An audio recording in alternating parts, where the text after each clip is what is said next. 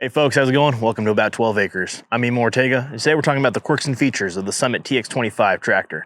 We're going to talk about the LX85 front loader. We're going to be taking a look at all the things that make this a Summit and not a Solis. Solis? I don't know how to say that yet. This tractor is made by ITL. They make tractors all over the world. The Summit's different because it comes with a lot of features that you get, and they are premium features. Let's look into that. You have a self-leveling loader that comes standard with this tractor. It's a 25 horsepower, give or take. It's got a center PTO. Haven't used it yet.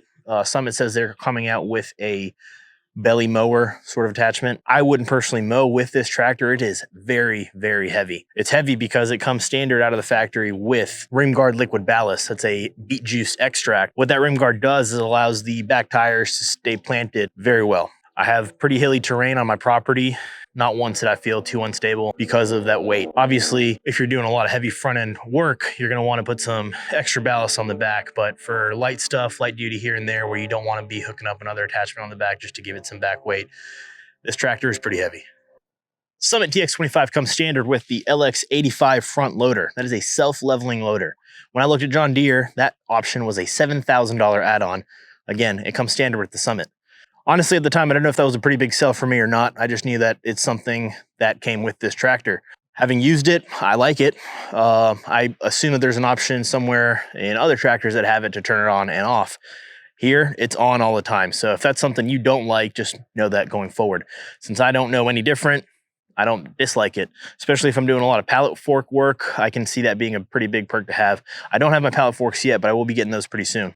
Some of the other options that you don't think about, but are nice to have when they come from the factory are, for example, 2 steps. The instructions do say you want to get on and off from the left side of the tractor, but they give you an additional step on the right side just because. I know some tractors don't come with that. Additionally, this tractor is 4-wheel drive. It has very good grip on the front tires. I've been using 4-wheel drive constantly just because we've been so rainy these last couple of weeks that the only time that I've had on the tractor is using 4-wheel drive. The tires that come on this tractor are the R14s. They are a very good hybrid tire. So far in the wet conditions that we've had, I've had pretty good grip. I haven't been slipping or sliding other than when the clay down here in the south gets kicked on those tires pretty thick, and there's nothing you can do about that. I don't have enough area to use the cruise control feature. I haven't used it yet. I don't have any wide open spaces like that. I'm on pretty hilly terrain, so I know it has it. I don't see myself using it for the time being. Now, some of the things I don't like about this tractor. First of all, there's no tilt steering on it. That's kind of one of those things that you wish you had. You don't realize how nice it is to really dial in your seating position until you're on this tractor for a long time. No tilt steering, but hey, it's got a lot of other stuff. One of the things that I've also found myself kind of not liking and finding uncomfortable is the capability of the 3-point hitch to lift. Getting off this trailer, if I have a back implement on there, it's going to scrape every time. Not pretty, but it's one of those things that you can't get around on these small tractors. So you're going to have a very low height for a maximum lift on a back implement. Now let's talk about some things I really like about this tractor. First of all, the battery placement and the engine access on this tractor is unrivaled, especially when you have a front loader on there. A lot of tractors, a lot of machinery, it's kind of difficult to access the stuff you need quickly. The battery placement of this tractor is right up front. So if you need to jump it or you need to jump something else, you need to clean that battery, replace it, whatever it is, it's right there. You can leave the front loader on if you need to. The front screen to clean out is right there as well. Very easy to lift in and out. That is one of the things I like the most, is the engine placement and accessibility of this tractor. The other thing I really like is the weight. I've mentioned it a ton of times, but it's the biggest selling factor for me. Such a small tractor for what it is has so much weight to it. It is planted, it is steady. When you get on other tractors, I test drove a couple of Kubotas, I test drove the John Deeres, it didn't feel as nice. It didn't feel as planted. For whatever reason, you just feel like you're gonna tip over if you're not too careful, which you will. It's nice to have that reassurance with this tractor that you are pretty solid, pretty planted despite the size. Put the hood down and we have the projector headlights. Having those headlights is awesome. I have been able to see way further than the traditional reflector style canister lights, so I don't even bother with the regular beams. I'm just driving with the high beams on the property the whole time, and it's been pretty good. Projector headlights definitely help concentrate that halogen light to where you want it. One of the things that I will also be upgrading in the future is putting a light bar on the ROPS, not drilling it in, just clamping it. You never want to drill into your ROPS. I mentioned it earlier, but another big selling feature of this tractor is the self-leveling loader that comes ready with the third function. That allowed me to buy the grapple straight from Summit and plug and play first day that I had it. It actually came delivered with the grapple on there because the other attachments weren't ready.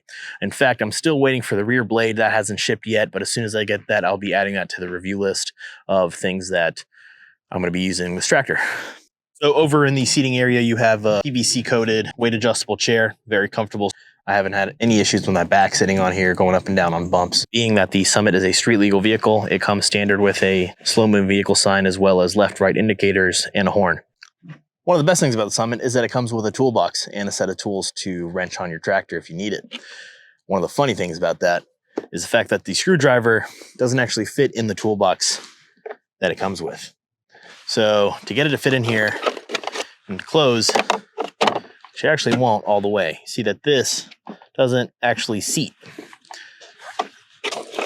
When you put everything in there, the best way I could get it to close, but still not seat properly, is laying it diagonal across the top.